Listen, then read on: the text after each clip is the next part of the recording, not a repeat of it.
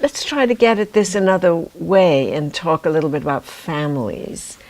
You know, we know that enslaved people who worked in other people's families were certainly had neither property in their own labor nor any sense of freedom.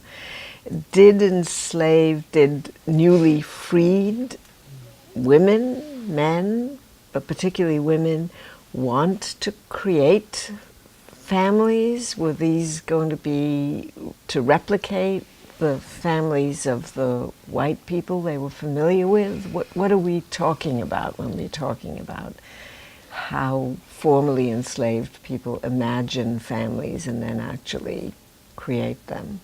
We're not quite sure what we're talking about.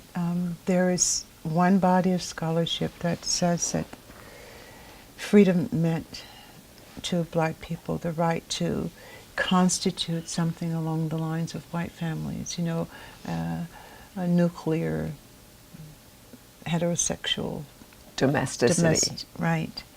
And certainly there's all kinds of evidence for that. At the same time, I think that we have a great deal of evidence that says that black people were experimenting too, that mainly they wanted the security of their families. They wanted their children, but they wanted those children to be protected. And so for the first time, you could want to have a baby and also feel that maybe you could protect that child.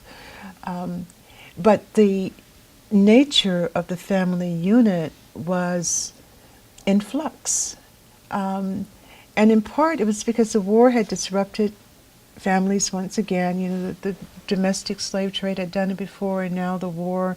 And so what I see happening in many places is that black people come out of the war and slavery with very flexible notions of what family means. You see women moving in with other women, especially among war widows, women whose husbands were black soldiers and died in the war. And these women meet in the camps, right?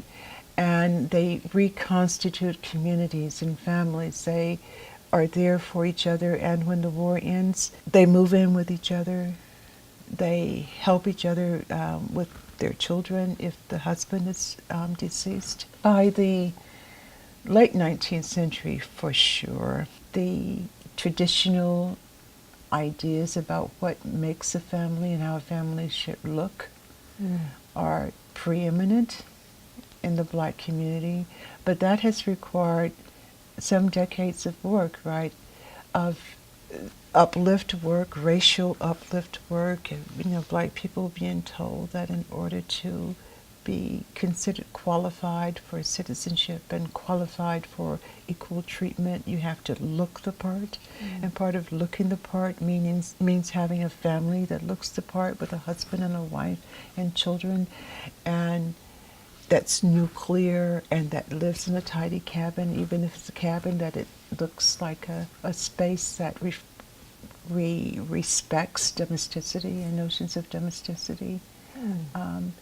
And that work of convincing or leading, maybe more appropriately, black people to see domesticity as the key to freedom, I think it's ongoing, right? It continued into the 20th century. But it sounds as though what you're saying is that let's call them the middle class or the middling sort of African American women actually train or teach or take on themselves the responsibility of encouraging poorer women, formerly enslaved women, to now I'm going to get into trouble here, but to emulate the lives of white women. It's exactly right. I mean, the uplift scholarship is just about that middle-class black people are so concerned that poor blacks who do not aspire to middle-class ideals will reflect badly on them. That if white people see black people who are not dressed appropriately, or who have children out of wedlock, or whatever the case may be, then the taint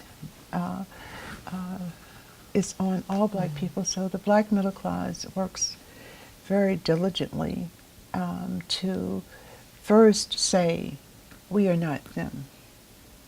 We are not those poor black people. And then to say to poor black people, let us help you before you ruin it, for all of us. And so help you to learn how to be a true citizen. And so this is what schools like Hampton does, and Tuskegee, to train you to in housewifery and domestic skills, even seemingly sometimes more important than training you in English and math. And those teachers fan out, and the teachers that fan out, they do like this incredibly important work in black communities who've been trained at black institutions of teaching young kids. But while they're doing that, they're also teaching middle class values to black people in rural areas.